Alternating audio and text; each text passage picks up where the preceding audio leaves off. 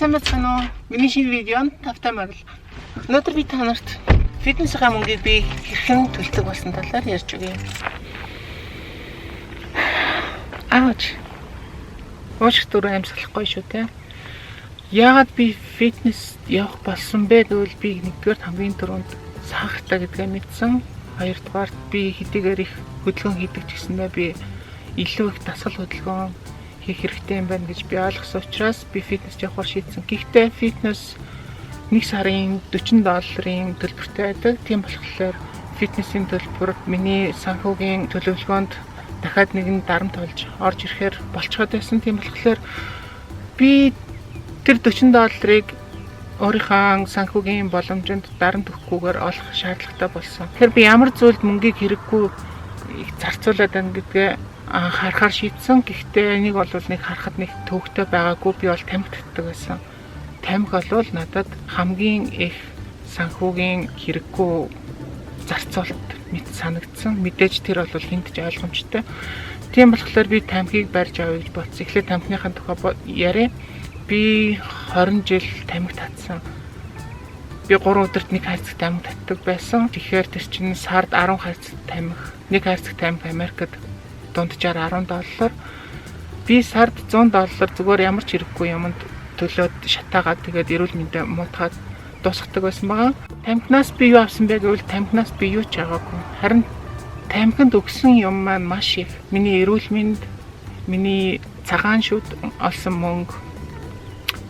Энэ бүгдийгээ би өгсөөр 20 жил болсон байгаа.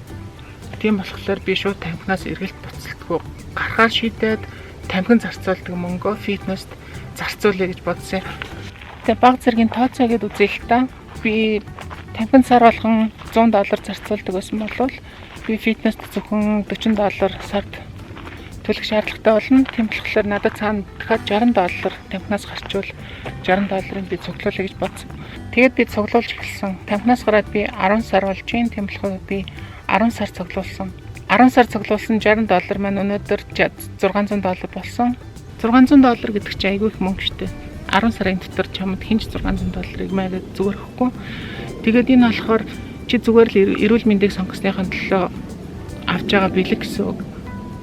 Би 10 сарын дараа $600 гаргаж ирээд юу авсан гэвэл би энэ ленсийг авсан. Бас энэ ленсийг авсан. Тэгээд надад амар гоё happy гоё мэдрэмж төрөхөөс гадна би эрүүл мэндээ хадгалж авч үлдэж байгаа. Би зөв юм хийж байгаа. Би фитнест явж байгаа. Тэгээд дээрэс нь 10 сарын дараах үр дүн бол гайхамшигтай амар гоё.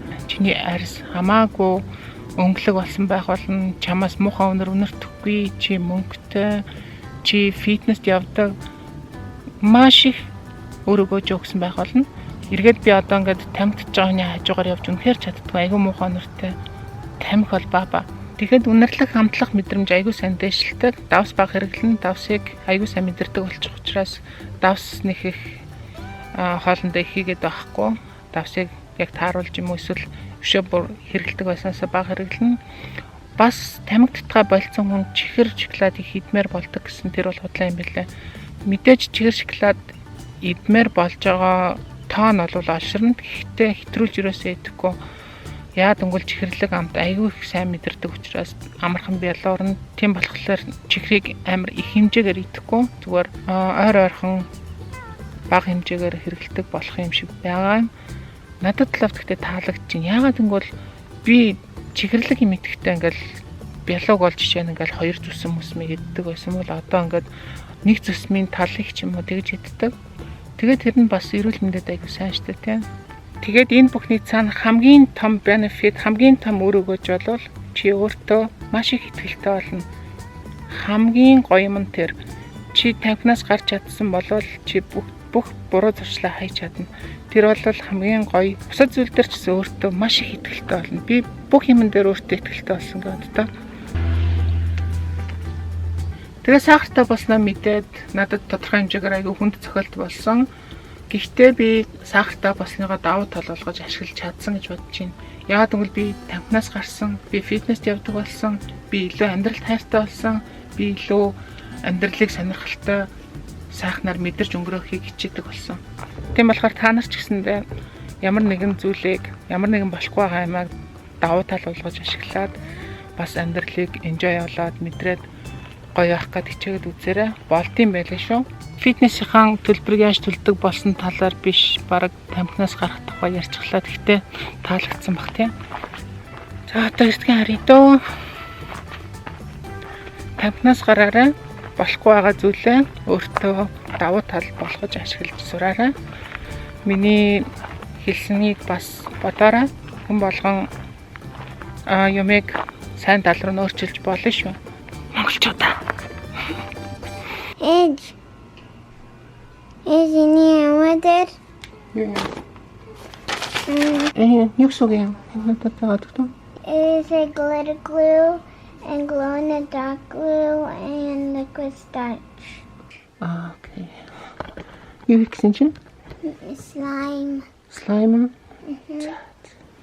Намайг тач.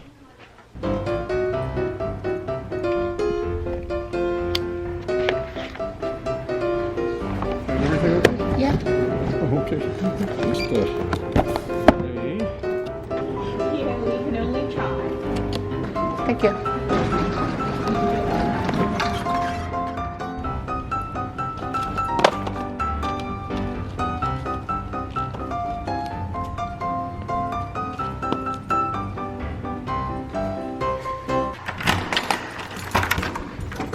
There you go.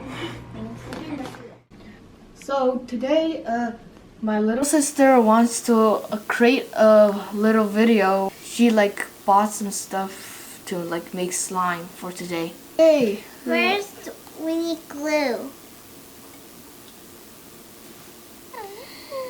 Wow.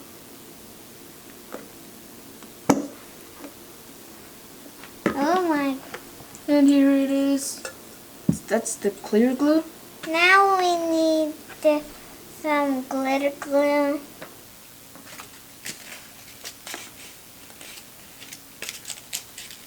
Now we gotta stir.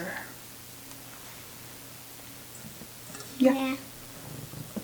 Mixing it well. And here it is. That's the result right there. Манай хоёрын YouTube согтоо олж магадгүй юм байна.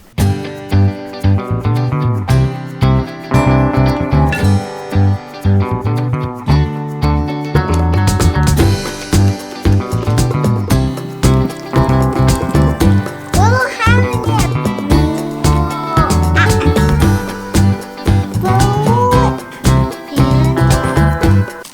You want to see what this can do?